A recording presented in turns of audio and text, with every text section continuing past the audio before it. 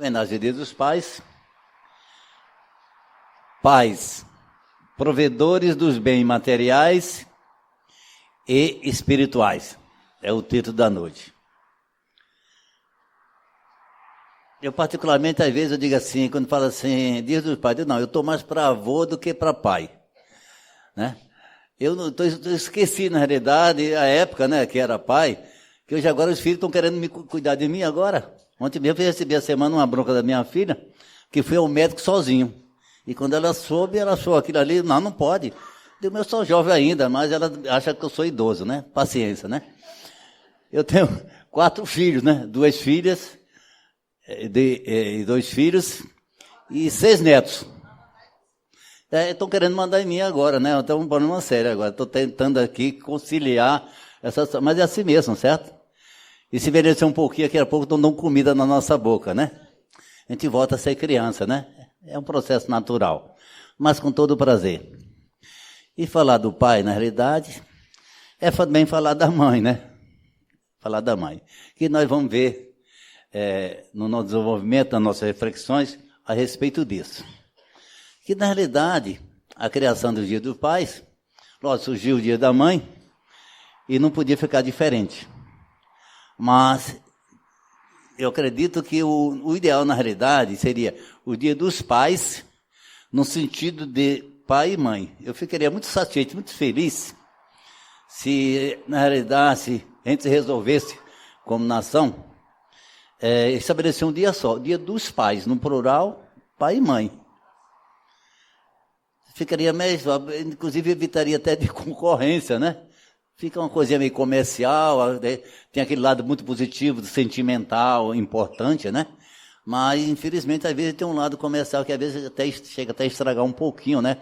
Esse momento de um sentimento maior do relacionamento entre pai e filho. Não é de agora não, existe um relato lá da Babilônia, na época, já existia um escrito, onde um filho, na realidade, escrevia uma carta ao pai, né, parabenizando e tal, então reconhecendo, na realidade, a importância do pai. Mas, em 1910, nos Estados Unidos, foi exatamente oficializado o Dia dos Pais. Que aqui no Brasil nós comemoramos agora em agosto, né? Mas, por exemplo, na Itália e em Portugal, se comemora em março. Porque em março, na realidade, se comemora na Igreja Católica São José, né? São José, que é exatamente o protetor da família. Aí eu acredito, como o Dia da Mãe é em maio, é uma concorrência muito próxima, né? Até comercialmente. Então, estabeleceu o Dia do Pai no segundo semestre, Dia da Mãe no primeiro semestre, Dia do Pai no segundo semestre, até para poder aliviar o nosso bolso, né? Porque talvez exatamente para evitar isso aí. Mas tudo bem. E no Brasil foi em 1932 que oficializou o Dia dos Pais, no segundo domingo de agosto. De agosto. Mas um dos motivos da criação, por alguns segmentos, é em homenagem, na realidade, a São José. São José, pai de Jesus. Às vezes pouco conhecido nosso, São José.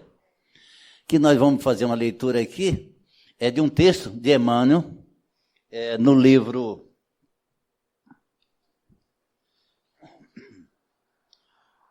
Levantar e Seguir, de Emmanuel, Psicografia de Chico Xavier. Ele faz exatamente referência a São José. Porque São José, na realidade, no próprio Evangelho, não é muito citado, né? É impressionante. A Maria aparece, lógico, né? Junto a Jesus ali, até na crucificação, e após sendo cuidado pelo apóstolo João Evangelista. Então a figura de mãe, né? De Maria, se apresenta nos evangelhos, inclusive ela participando efetivamente da construção de um evangelho junto, prestando informação a Lucas, né? O evangelho de Lucas também é baseado muito na narrativa de Maria. E nada melhor do que a mãe para narrar. Por isso, em termos da infância de Jesus, aquela parte ali, é muito narrado no evangelho de Lucas, exatamente foi produzido, e Lucas escreveu, aquele que chegou posteriormente, agrupando como apóstolo apóstolo de Jesus. Então, os 4 evangelhos, principalmente só 2 deles exatamente falam sobre José. O João, praticamente, o Marcos não falam a respeito de José. Mas tem 3 citações que fica bem evidenciada, né, dada a presença de José.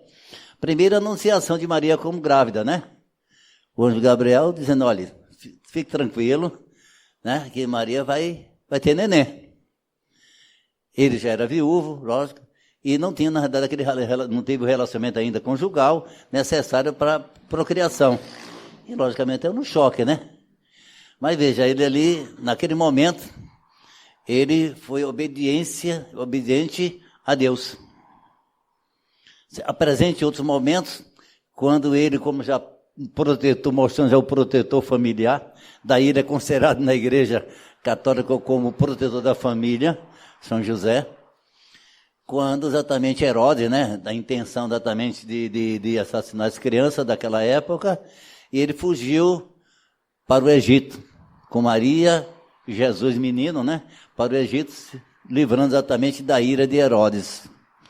E após alguns anos lá, ele recebe novamente outras informações do anjo, que podia retornar, porque Herodes já tinha sido morto, né, tinha falecido, aí ele retornou para Nazaré. Então, é poucos relatos. Outro ali, quando ele estava no templo de Jerusalém, onde Jesus menino já estava ensinando os doutores da lei. Mas veja, fica praticamente só nisso, né? Agora imagina assim, a importância que teve José, né, como um pai carnal de Jesus, e no anonimato. E não foi por acaso. Tem que ser um espírito, na verdade, com essa envergadura, essa capacidade de cumprir essa missão de protetor de Jesus, Jesus menino. Jesus é um espírito puro, tudo bem. Mas em determinado momento ele estava ali na fragilidade como um recém-nascido, que tinha que ter uma proteção material. E ele fez excelentemente esse trabalho, né, de proteger o menino Jesus. E provedor, como carpinteiro, chegando até a ensinar Jesus, né? Quando foi questionado, Maria já estava preocupada com Jesus, com o menino, e era no templo exatamente para ser aceito ali e tal, e Jesus falou, não, eu venho cumprir a missão dada para o meu pai. Lógico que ele não estava referindo ao pai José, e sim a Deus.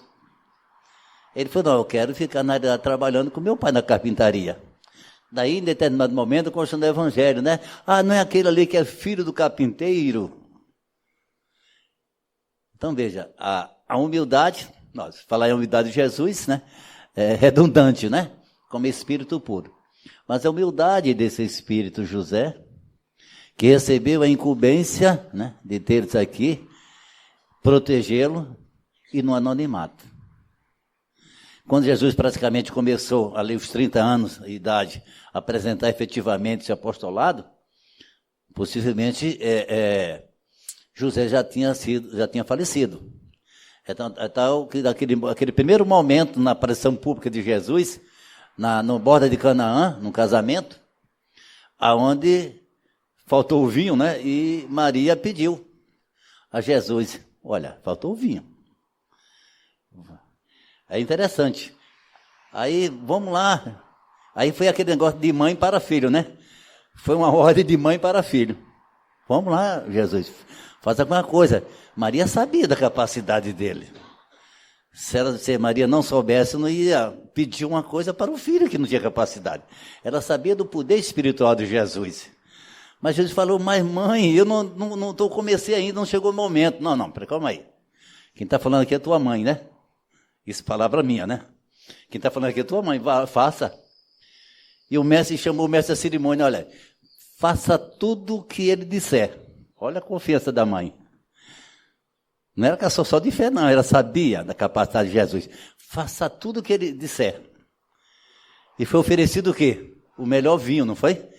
Mas como é que pode? Aí o pessoal do cerimonial, normalmente o pessoal oferece o melhor vinho primeiro, depois o pessoal está um pouquinho embriagado e dá o segundo nível, né? Porque nem percebe. E esse não, está oferecendo o melhor vinho por último.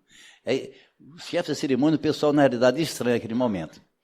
Então, naquele momento, José não aparece mais. Não tem um relato fixo da morte de Jesus, mas aquele espírito que veio passar uma temporada, lógico que ele já era bem mais velho do que Maria, era um segundo casamento, e cumpriu efetivamente. Por isso que, trazendo agora para o dia de hoje, às vezes tem muito pai e tem muita mãe que fica no anonimato.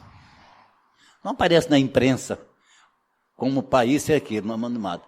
Mas se entrega, vamos dizer, dá a vida pelos filhos, né? E não aparece. Às vezes nem entre os familiares, diretamente. Isso não quer dizer que não cumpriu bem a missão. Não faz a propaganda, não aparece em televisão. E são excelentes pais. Mas veja o texto trazido por Emmanuel, fazendo referência a José. Está no capítulo 12, né? Levantar e seguir. Psicografia de Chico Xavier. E projetando a ele isto. Eis que em sonho lhe aparece um anjo do Senhor, dizendo: José, filho de Davi, não temas receber Maria, né? Aquele que nós falamos. Isso está no relato de Mateus 1-20. Em geral, quando nós referimos aos vultos masculinos que se movimentam na tela gloriosa da missão de Jesus, atendemos para a precariedade dos seus companheiros, fixando quase sempre somente os derradeiros quadros de sua passagem no mundo, né? A gente lembra só e apresenta nós no Evangelho só aqueles 3 últimos anos, né? E às vezes alguns segmentos religiosos estabelece como apenas aquele momento da crucificação, como aquele momento, o cúmulo, mas esquece exatamente o Sermão da Montanha, que é um dos principais ensinamentos de Jesus, mas se fixa só na cruz. Por isso que a doutrina espírita descrucificou Jesus. Jesus é um espírito puro, feliz. Não foi aquele momento que ele deu exatamente de glória, de perdão, exatamente que vai deixar dele ser que ele é, como espírito feliz, na conquista pessoal, já na condição de espírito puro e governador espiritual do nosso planeta. É preciso, porém, observar que, ao par de beneficiários ingratos, de ouvintes indiferentes, de perseguidores cruéis e de discípulos vacilantes, houve um homem integral que atendeu a Jesus, hipotecando-lhe o coração sem mácula e a consciência pura, se referindo a José. Homem integral, consciência pura. E a história quase não se fala, né? José da Galileia foi um homem tão profundamente espiritual que seu vulto sublime escapa às análises limitadas de que não pode prescindir do material humano para o serviço de definições. Homem tão profundamente espiritual. Já pensaste no cristianismo sem ele? Diz Emmanuel. José da Galileia. Quando se fala excessivamente em falência das criaturas, recordemos que houve tempo em que Maria e o Cristo foram confiados pelas forças divinas ao homem. Veja a responsabilidade de José. Cuidar de Maria, uma jovem, em relação a ele que já era bem mais idoso, e cuidar de Jesus. Uma missão divina que ele recebeu. Entretanto, embora honrado pela solicitação de um anjo, nunca se vangloriou da dávida tão alto. Imagine, ele já tinha percebido com Maria naqueles primeiros momentos, já como criança, desenvolvimento dele, atitude dele, lá no templo, ensinando os doutores da lei, mesmo aquela humildade, aquela simplicidade de José, mas como espírito, já percebia que aquele filho era diferente, até porque tinha recebido a anunciação que era diferente. Ali estaria o Messias. Mas ele ficou no anonimato. Imagina nós outros, né? Se tivesse um filho mais excepcionalmente, assim, com destaque, a primeira coisa que a gente vai na televisão para mostrar, eu sou o pai dele, eu sou o pai dele. Diz o Deus e o mundo que, olha, eu sou o pai daquele menino. E Jesus não, silenciou. Não obstante, contempla-se, a sedução de Jesus exercia sobre os doutores, nunca abandonou a sua carpintaria. Não abandonou a sua carpintaria. Filho do Messias, pai do Messias, né, carnal, não abandonou a sua profissão de carpinteiro e fez questão de ensinar a profissão ao filho, dignamente. O mundo não tem outra notícia de sua atividade senão aqueles de atender às ordenações humanas, cumprindo um edito de César e as que nos mostra no tempo e no lar, entre a adoração e o trabalho, onde ele se desloca, exatamente porque em função do censo estabelecido pelo César, exatamente por isso que Jesus nasceu em Belém e não em Nazaré, né? Porque ele fala exatamente estava se deslocando para, como os judeus lá, mostrar a sua presença lá, participando do censo, ou seja, cumpriu toda a programação terrestre, obedecendo às leis terrestres, mas principalmente às leis divinas. Sem qualquer situação de evidência, deu a Jesus todo o quanto podia dar. Espiritualmente, não tinha muita coisa para ensinar para Jesus, lógico, né? Mas não podemos esquecer que é do período da infância ali, do corpo. Mesmo Jesus como espírito puro, mas tinha aquele momento de criança ainda, como bebê, nascimento, da proteção do pai. É um processo natural. A ele deve o cristianismo a porta da primeira hora. Mas José passou no mundo dentro do divino silêncio de Deus. Passou no mundo dentro do silêncio divino de Deus. Cumpriu de tal maneira que fez questão, não apareceu. Por que não apareceu nos evangelhos, né? Possivelmente, talvez nem quisesse que tocasse nesses aspectos. Porque a missão dele exatamente não era, na realidade, vamos dizer assim, entre aspas, né? Aparecer, se destacar, porque o destaque, na realidade, era o Messias, o mensageiro. A própria Maria, na realidade, se resguardou também, né? Tomou alguma iniciativa, mas se resguardou. Quando foi questionada, ela está lá, tua mãe e teus irmãos lá fora. Não, quem são minha mãe e os meus irmãos? São todos nós outros, né, que fazem a vontade do Pai. Ou seja, Jesus como irmão nosso, sabendo da nossa dificuldade da evolutiva, mas irmão maior, simplesmente por ser um espírito puro, mas considerando e nos amando como irmãos menores. Maria é um desses irmãos que no momento está num papel de mãe carnal, mas era um irmão de Jesus. Jesus olhava para Maria não só como mãe, como uma irmã, filho de Deus. É assim que, às vezes, o ideal é que a gente também olhasse dessa maneira. Os nossos filhos são filhos de Deus. Não fomos nós que criamos nossos filhos como espírito. Nós fornecemos um corpo para ele e temos uma grande responsabilidade perante Deus de cuidá-lo, como provedor. Principalmente das coisas espirituais, da educação. Que coisas materiais, eles, na realidade, vão prover. Desde que a gente dê uma boa educação, quando nossos filhos crescerem, ele tem a obrigação de prover a si mesmo, seu sustento. Desde que ele tenha uma boa base. Porque se não fosse assim, só os pais tivessem condições financeiras, seria excelente pai.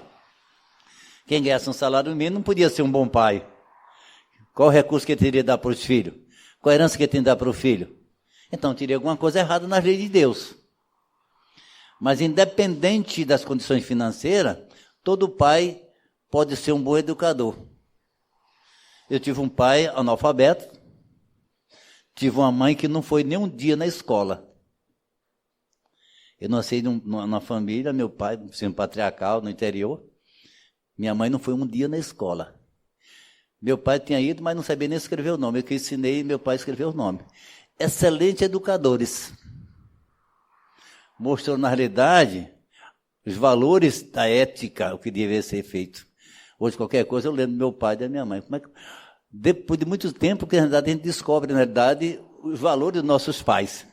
Como é que um homem analfabeto, um matuto analfabeto e uma matuta analfabeta consegue educar desses valores aos seus filhos? É sinal que, para se educar, não precisa de conhecimentos das instruções. As escolas dão instruções. Mas a educação que dá aos pais é intransferível.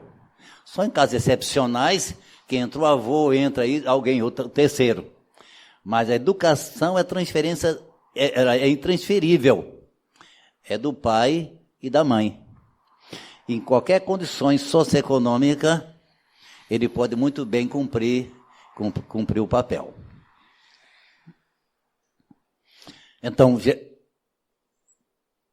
José, excelente provedor, nível material, o sustento da família, e o protetor, educador, lealdade e honestidade, né? Lealdade perante os valores espirituais.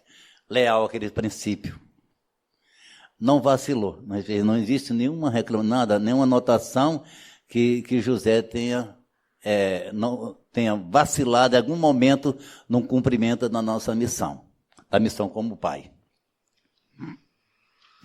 É um referencial, né? Quando a gente tiver assim, alguma dúvida, alguma coisa de pai, temos como referencial José.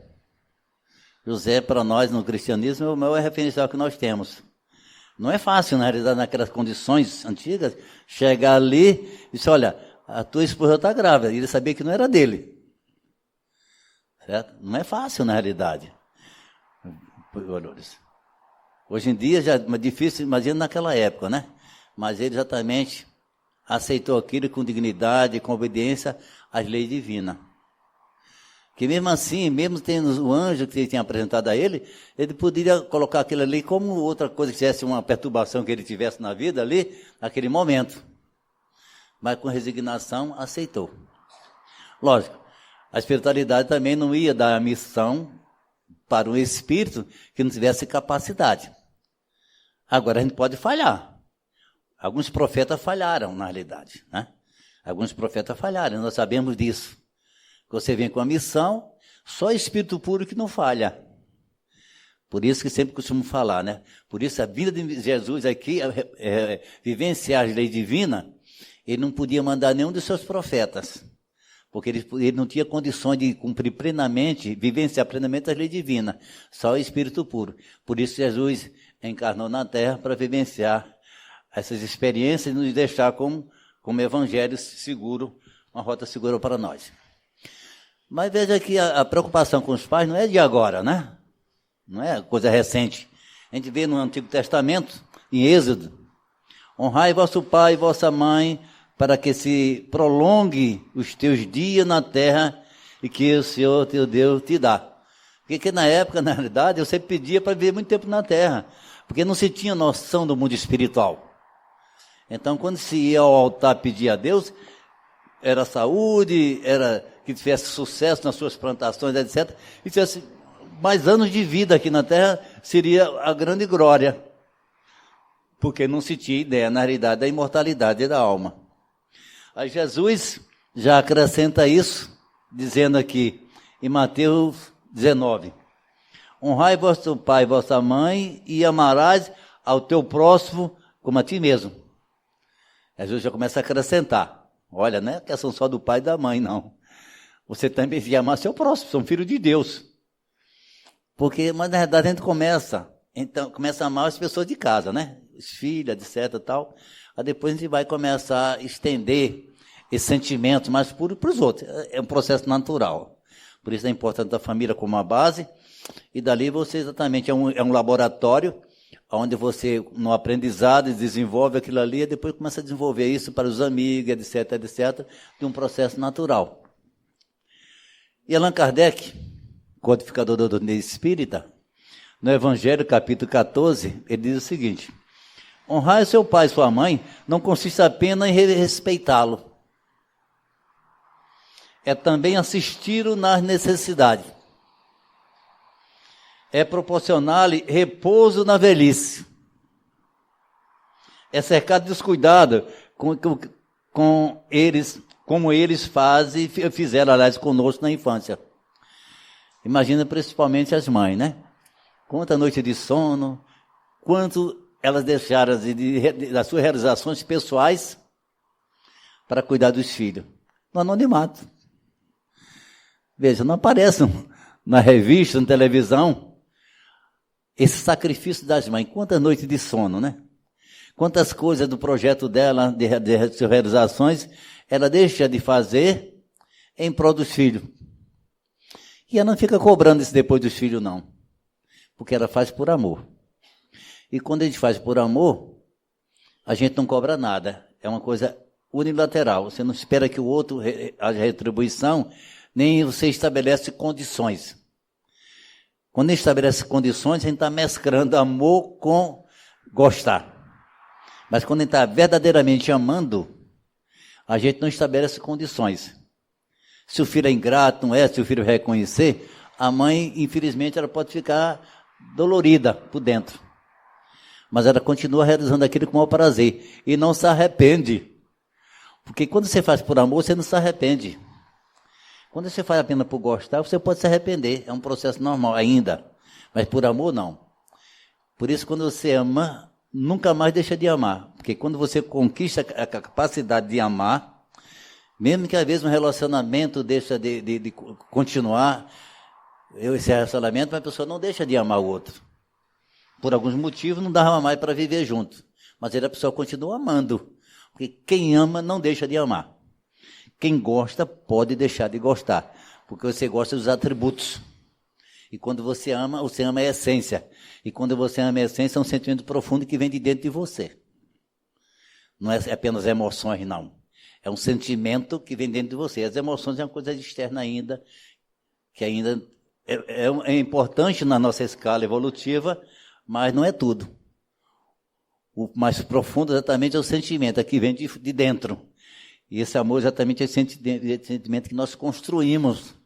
Não é, na verdade, uma coisa assim passageira. Então, Allan Kardec, na realidade, ele diz, olha, aqui não é apenas respeitar, não. Temos que cuidar dos nossos pais. Eu estou sentindo na pele essas coisas, né? Coisa que eu acho que é natural fazer sozinho, já fica o filho reclamando que não posso fazer mais. Não posso fazer mais porque o quê? É o cuidado. Afinal de contas, 72 anos, estão achando que eu sou idoso já. Tudo bem. Eu tenho um corpo de 72 e uma cabeça de 50. Então, só tem um problema, que às vezes o corpo não quer mais obedecer. Eu quero fazer tudo certinho, mas o corpo não obedece. Não sei por quê. Mas eu não tenho cabeça de 72 anos, tenho por aí uns 50 anos. Mas, uma vez por outra, eu fico surpreendido que eu quero fazer e não consigo. Aí a ficha começa a cair, né? Aí os filhos ficam só de olhando. Veja, a estrutura familiar. Aí é onde eu quero chegar exatamente os dias dos pais como pai e mãe. Inicialmente, a primeira estrutura familiar foi a poliandria, onde, na realidade, a mãe era exatamente a responsável pela criação da prole. E ela que dava as ordens, ela que estabelecia. O homem ficava apenas como provedor das coisas materiais. Mas houve exatamente até a poligamia nesse processo, onde a mulher podia ter mais de um esposo. Aí depois reverteu o processo. A poligenia, né? Que exatamente é o homem agora como no sistema patriarcal, como dono do pedaço. Era ele que exatamente responsável pela criação dos filhos. É ele que dava as ordens. E eu nasci, na realidade, no sistema patriarcal. Ainda alcancei. Na mesa, o lugarzinho do meu pai, e depois que ele sentava, ali e tal. Quando acontecia alguma travessura, a mamãe esperava meu pai chegar para estabelecer o que era que iria ser feito, porque a mãe não tinha autonomia para fazer, ainda porque era o sistema patriarcal. Responsável pela educação, estabelecer, era o homem. Inverteu. Mas também não deu certo, que continuou a vez o sistema poligâmico, aonde até em alguns países ainda, a pessoa de acordo com o poder financeiro pode ter mais de uma esposa.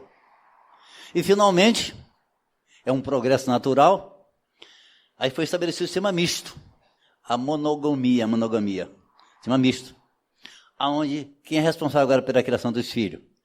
O pai e a mãe. Eu vejo com meus filhos, eu vejo como que foram criados diferente do que eu criei meus filhos ainda, do que eu criei meus filhos, e que eu vejo meus filhos criando filhos e as nora e o genro, compartilhando exatamente a educação dos filhos. Não só a educação dos filhos, inclusive até o sustento da própria família, a participação dos dois. O sistema misto, a monogamia. Por isso, hoje em dia, não, quem é responsável pela criação do filho é a mulher, é o pai? Não, são ambos. Daí, se eu pudesse, eu defendia, na realidade, a unificação do dia do pai e do dia da mãe. Dia dos pais e dia da mãe, como um dia só. Dia dos pais, no plural. Pai e mãe. Porque não existe agora apenas a responsabilidade de um, é de ambos. E os pais já estão mais conscientes disso, né? Já saindo do sistema patriarcal e aceitando isso com naturalidade.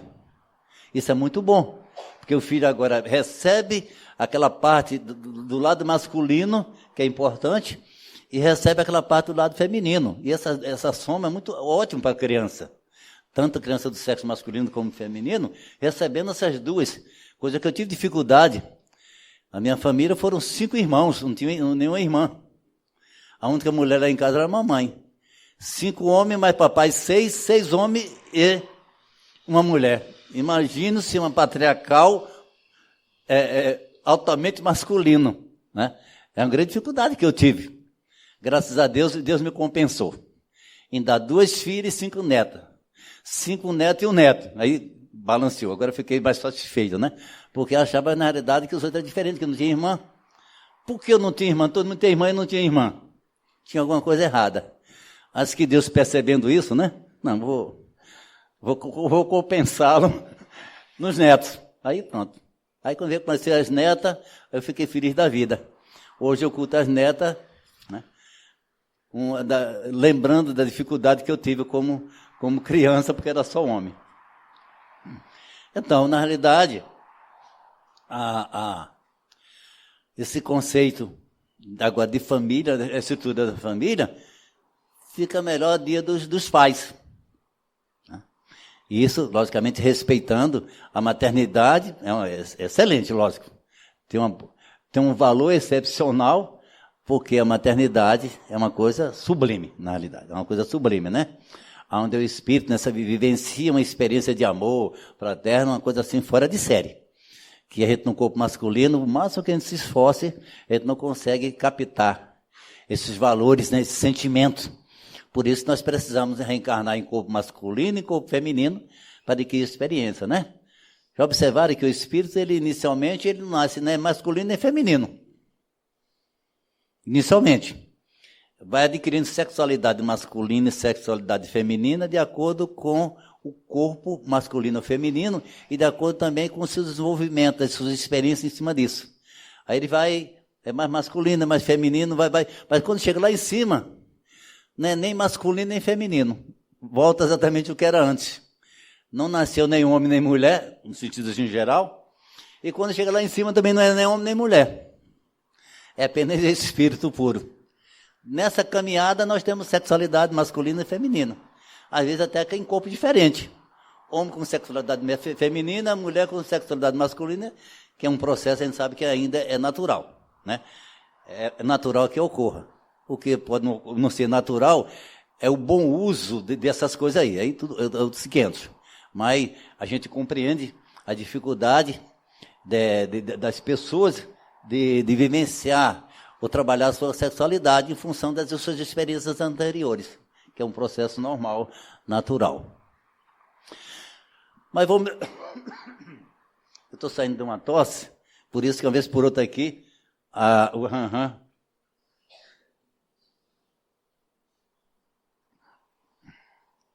Vamos ver alguns conceitos de família. Quem diz é o Espírito Paulo no livro O Nuvem da Mediunidade, capítulo 30, daquela coleção de André Luiz. Família é uma união de almas em processo de evolução, reajuste e aperfeiçoamento. Se as pessoas já tivessem essa noção, vai se casar, vai construir uma família. Mas o que é uma família? Veja esse conceito novamente. É uma reunião de almas em processo de evolução. Os dois estão evoluindo, estão chegando. Reajuste, muitos erros, às vezes corrigir erros do passado. Vão estar juntos aqui encarnados para corrigir erros entre eles. E aperfeiçoamento. Certo? Não é, às vezes vamos criar uma família para o príncipe encantado é a princesa encantada. Não, calma aí. Nós não estamos com essa bola toda não, por enquanto. Estamos em processo de reajuste. Daí aqueles altos e baixos ainda, normal, natural, principalmente nós nessa dificuldade das nossas imperfeições. E a diferença de casa e lar? A casa, na realidade, é aquele onde você faz as refeições e dorme. E a maioria nós temos. Lá não, o lar é diferente. Às vezes a gente vive numa casa, mas não temos um lar. Porque o lar é uma conquista espiritual entre os integrantes. É a harmonia entre eles. É o propósito de uns se ajudarem, mesmo com a sua dificuldade. Então, o ideal, na verdade, é que a gente construa um lar. Porque para dormir e comer, é apenas ter uma casa, é a argamassa. Mas é a família, nos seus sentimentos, seu relacionamento, é que você constrói um lar ou não. Então, ideal, lógico, é que todo mundo conseguisse reconstruir um lar, verdadeiramente, aí sim. Aí daria aquele prazer, após um dia de trabalho, e você voltar para o lar. Quem tem um lar, sente saudade do lar e quer voltar para casa. Quem tem apenas uma casa, é indiferente. Se ele vai e volta ou não, é diferente. E às vezes onde ele está melhor do que se ele voltar para casa. Isso aí é péssimo, né? Seria horrível se isso acontecesse. Infelizmente, nós sabemos que pode acontecer. Os pais. O Paulo novamente vai dar nova definição. Aí veja que ele não dá definição, conceito de pai nem de mãe. Ele dá de ambos simultaneamente. Já tem essa compreensão. Ele diz assim, a paternidade e a maternidade dignamente vivida no mundo, constitui sacerdócio, na realidade. Não é uma profissão, é um sacerdócio. Sacerdócio no sentido de integra, né? De se integrar. Integrar-se e entregar-se, doar-se para o semelhante. Constitui sacerdócio dos mais altos para o espírito reencarnado na terra. Pois, através dela,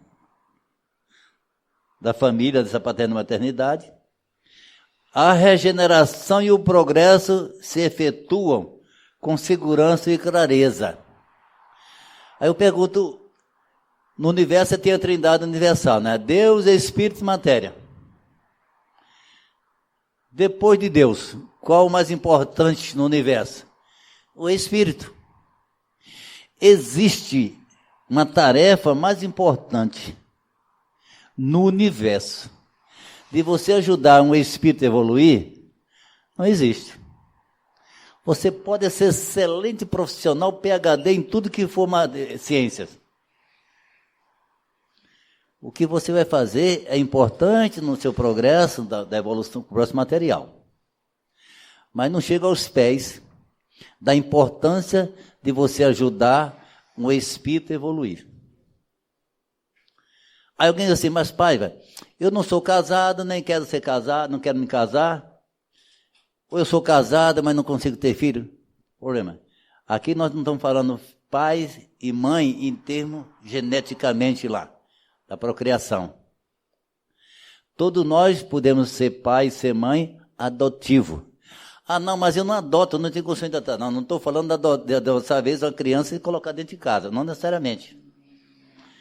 Mas toda vez que você, diretamente ou indiretamente, num relacionamento, na proximidade com a criança, você procura ajudar aquela criança, você está sendo uma mãe e está sendo um pai. Mesmo que aquela criança tem pai, tem sua mãe. Mas por algum motivo, você se aproxima de uma criança, ou da coletividade ali, ou da própria família, e você faz algo para aquela criança, dá um carinho para aquela criança, dá um sorriso, você está sendo um pai e está sendo a mãe. Porque se não fosse assim, as leis de Deus teriam uma falha. Né? Então nós podemos ser pai e ser mãe de mil e uma maneira. Então na hora que você está contribuindo para a educação de uma criança, independente da situação, naquele momento você está tendo a função de maternidade e a função de paternidade, diretamente ou indiretamente. E filhos? Filhos. Também do Espírito Áureo, agora no livro Ação e Reação. Filho é um ser que nos foi emprestado, que é filho de Deus, foi emprestado temporariamente, para um curso intensivo, é um pós-graduação, curso intensivo, e não tem duração não, a duração é enquanto nossa existência, um curso intensivo de como amar alguém além de nós mesmos, porque a gente solteiro, a gente olha para o espelho e ama nós mesmos, né? Aí depois tem a namorada e começa a transferir também esse amor para a namorada e tal, aí de repente é o filho. Aí, puxa, não fica mais por espelho, não tem tempo nem ficar mais no espelho. Você já começa a amar aquela criatura. É um processo, na verdade, eu já vivenciei isso aí, e quem está, os pais mais novos, deve sentir isso aí. Mas de repente era só eu. E agora vem a esposa, né, falando do homem, e agora uma criança. Aí não está acostumado com aquilo ali, agora transferir aquele amor para aquele ser ali, que é emprestado, que Deus emprestou ele temporariamente, para ele fazer esse curso intensivo de amar alguém além de nós mesmos, de como mudar nossos piores defeitos. Quantos pais, às vezes, deixa de alguns vícios em função dos filhos? Eu fui um deles. Eu, mais ou menos, quando tinha mais ou menos 38 anos de idade, mais ou menos, eu fumava e deixei de fumar por causa da minha filha mais nova. Porque eu sabia que o cigarro ofendia aquela minha filha, certo? Eu digo, eu não posso ser um criminoso, não posso continuar fumando, prejudicando minha filha. Se eu estou prejudicando a mim mesmo, tudo bem.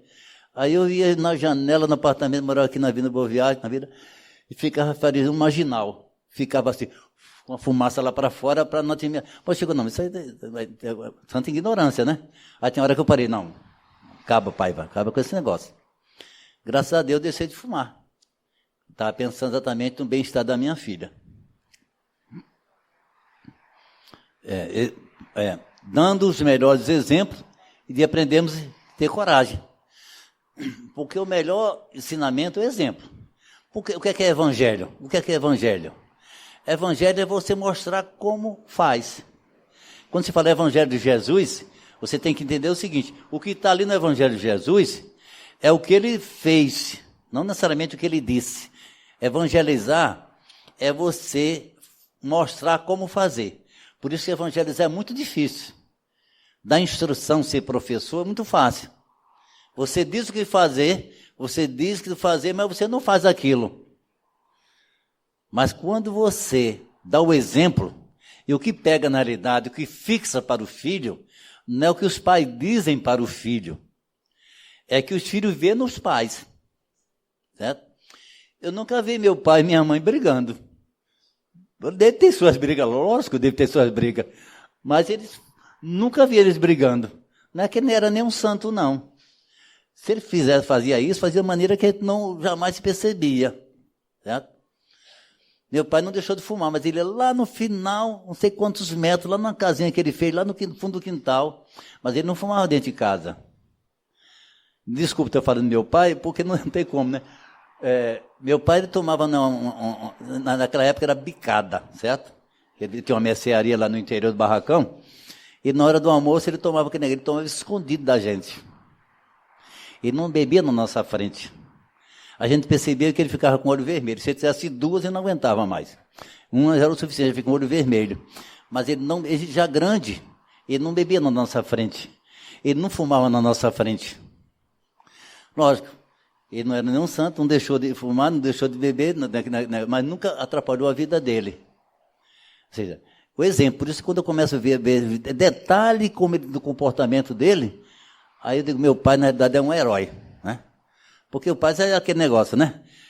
Começa como herói, aí depois ele fica um pouquinho caduco, né? Quando você é adolescente, ele está meio caduco e tal. Aí quando chega mais ou menos uns 30, 40 anos, até que o velho, às vezes, ele deu umas coisas certas, né? Até que o velho está certo. Aí quando chega a 60 anos, rapaz, o coroa, na verdade, tem umas ideias muito boas, né? Aí quando o coroa morre, puxa, meu pai era um sábio e eu não sabia. E às vezes a gente só reconhece os pais depois que ele vai embora, né? Puxa, como era um sábio, né? Era um sábio. E a maioria dos pais, às vezes, se esforça. Lógico, tem as exceções, nós sabemos que tem as exceções. Mas a maioria é um esforço. Dentro da sua cultura, dentro das suas condições, de exemplificar para os filhos. Doando-se, né? Exemplificando. E isso é que, na verdade, que vale a pena, né? A questão da influência é interessante. Que a gente tem que ter muito cuidado, os que estão começando agora nessa lida de pai, né? E de mãe. Quando a criança nasce, a mãe, principalmente a mãe, tem 100% de interferência, não é isso? Interfere 100%. Ela sente o cheiro da mãe, aquela coisa toda, principalmente da mãe. E, logicamente, depois em seguida o pai. Então, nos primeiros anos ali, 100% a influência do pai e da mãe. Aí quando ele entra no colégio, já com 1 ano, 2 anos, ele entra no colégio, aí vem a tia lá, a professora do colégio, vem os irmãozinhos e começa a influenciar. Aí você não tem mais 80%, vamos dizer, você tem 80%, não tem mais 100%. 80% e 20% já é os colegazinhos, a tia lá do colégio. Aí quando chega na adolescência, aí o negócio começa a complicar. Aí o pai e a mãe só tem agora 50% de influência. Os outros 50% dos amigos. E tem um amigo agora um amigo muito bom, mas é muito perigoso esse amigo. Esse amigo está dentro do quarto, está dentro do banheiro, está na sala, está na cama e está em tudo que é lugar. É um amigo muito bom, mas ele pode se tornar um amigo porque a concorrência é muito desleal. O que tem coisa de desleal às vezes, então tem que ter muito cuidado. É a liberdade, uma liberdade vigiada. Porque enquanto você está 50% de influência sobre os filhos, ainda está de bom tamanho. Mas tem hora, se você não der cuidado, de repente você está em 20% de influência e a sociedade, e esse pessoal aqui, ó, com 80%. Aí você já perdeu o controle. Não pode perder o controle. No máximo você fica em 50%. Se você tiver 50%, está de bom tamanho. Mas não deixe as coisas desambar, porque senão, às vezes, o retorno é mais difícil retornar a uma situação normal. Missão dos pais. Já citamos mais alguma coisa. No Livro dos Espíritos, questão 208. Desenvolver o progresso dos filhos pela educação. Quem dá instrução é o colégio. Você pode colocar melhor colégio. Mas os professores não ganham para dar educação para os filhos, para o seu filho, para os nossos filhos. Eles ganham para dar instrução, matemática, geografia, história, etc, etc, etc. Ganham para isso. A educação é dos pais, é intransferível. Questão 208 do Livro dos Espíritos. A escola dá instrução, cria o cidadão, dá instrução. E os pais, na realidade, o quê? Que dá educação é que forma o homem, né? Como diz no Joana de Ângeli. A escola forma o cidadão e o lar constrói o homem. Joana de Ângeli, ele faz essa referência. A infância. O espírito é mais sensível às expressões que recebe do que são encarregados de educá-lo. Questão 383. Então, por que esse período tão importante? Que agora está diminuindo, né? Pode perceber. a infância diminui. Por que a infância diminui? Porque nós estamos evoluindo. Os espíritos estão chegando mais adiantados. Então não precisa de uma infância tão grande. Há um relato, inclusive no Evangelho segundo o Espírito, 1º e 3º capítulo, para a memória, que mundos mais elevados, a infância é bem curta. Porque aqueles espíritos não precisam tanto mais da educação dos pais, das orientações dos pais. Porque eles já têm essa bagagem. Então, há uma tendência natural, né, e se pode perceber através de décadas ou séculos, que a infância está diminuindo. A criança vai com 10 anos de idade, hoje, é diferente da criança de 10 anos de idade há 50 anos atrás, 100 anos atrás. E perceberam que praticamente os animais não têm infância? Por que os animais não têm infância? Porque ali está um princípio espiritual, não é um espírito ainda formado ainda, é um espírito espiritual. Que o pai e a mãe ali não têm responsabilidade nem capacidade, porque é um princípio espiritual, de educar. Apenas prover em ordem material. Então, na hora que aquele animal já consegue prover, aí fica assim, cada um por si e Deus por todos. Porque a responsabilidade dos animais é apenas prover ali a necessidade inicial. Mas nós, já como espírito, precisamos de uma infância maior, exatamente porque ficam, como diz na questão 38 e 3 dos espíritos, mas ficam mais sensíveis, mais fácil. Às vezes chega espírito a nós, ainda muito endurecidos. E esse período da infância é onde o pai, na verdade, tenta moldar para aquelas tendências ainda perniciosas serem abrandadas, serem educadas, e ele possa ter uma existência com mais sucesso, para que não repita exatamente as falhas que cometeram em reencarnações anteriores. Daí a importância da infância e da importância da participação. E na livro na hora de André Luiz, os 7 anos, a reencarnação completa os 7 anos de idade. Então, a educação, se você der uma orientação muito boa até 7 anos de idade, praticamente você dá uma base mais sólida para aquela criança. É importante todo o período, mas principalmente aos 7 anos de idade, aonde, segundo a espiritualidade, onde a reencarnação se completa aos 7 anos de idade. Aos 7 anos de idade.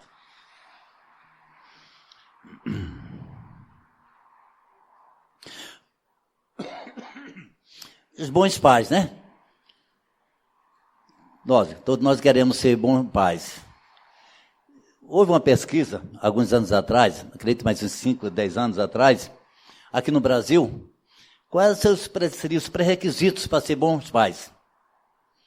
Aquilo que eu já falei, né? Às vezes, socioeconomicamente, a gente não tem muito dinheiro, eu não consigo ser um bom pai, nem uma boa mãe, porque eu não tenho condições, eu não tenho educação, não tenho instrução, aliás, e não ganho dinheiro para dar um bom colégio para as crianças, etc. Ele pode ficar, na realidade, perturbado, porque não vai conseguir ser um bom pai.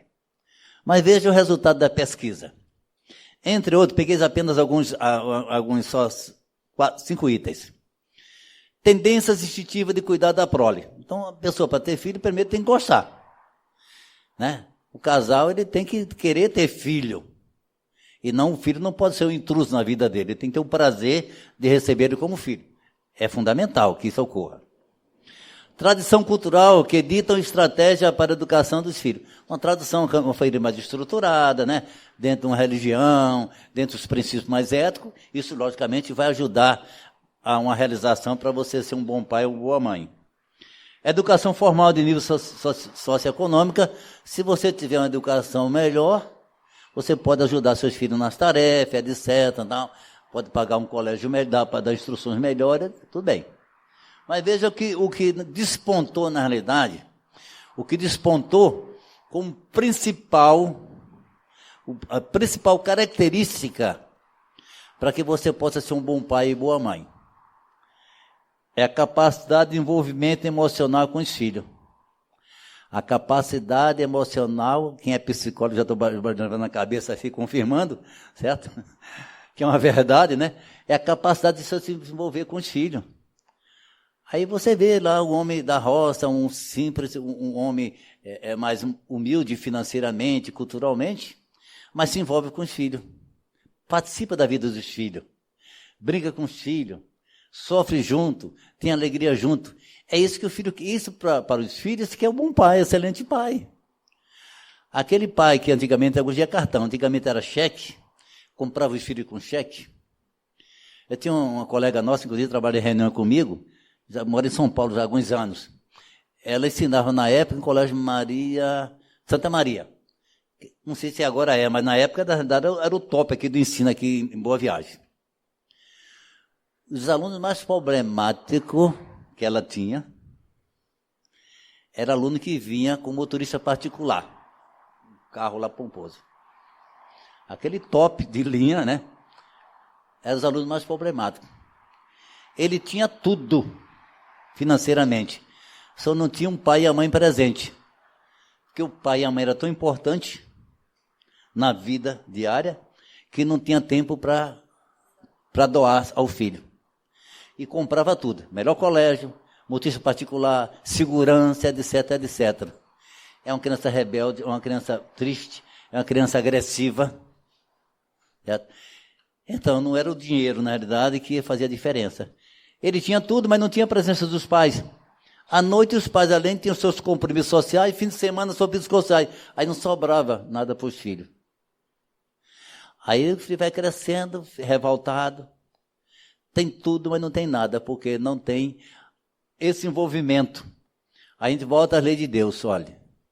Em qualquer situação socioeconômica, você tem condições de ser um bom pai e boa mãe. Doe. Porque doar é aqui dentro. Não precisa de dinheiro, não. É doar-se. Dar amor, você não precisa de dinheiro.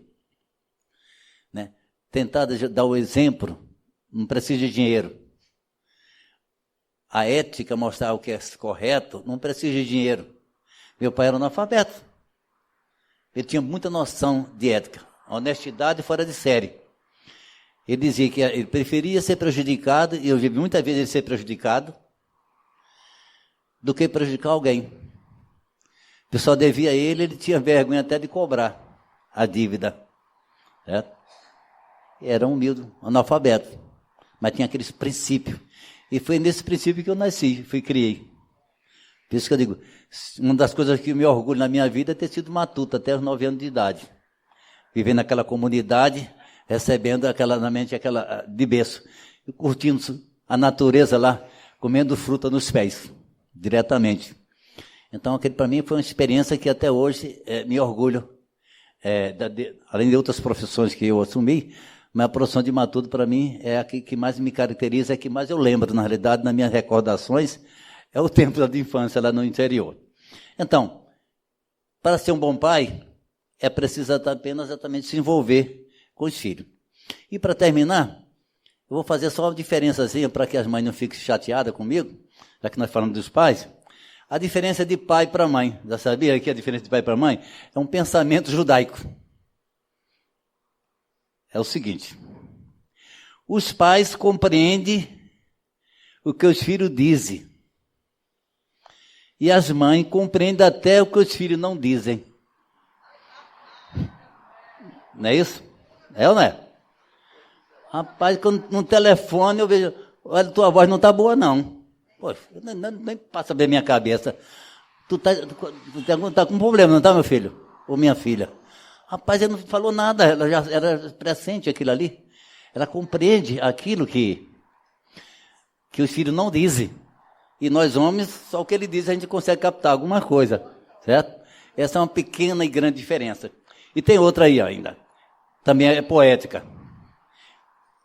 A outra diz o seguinte, Deus não podendo estar em todos os lugares ao mesmo tempo, criou a mãe para ajudá-lo.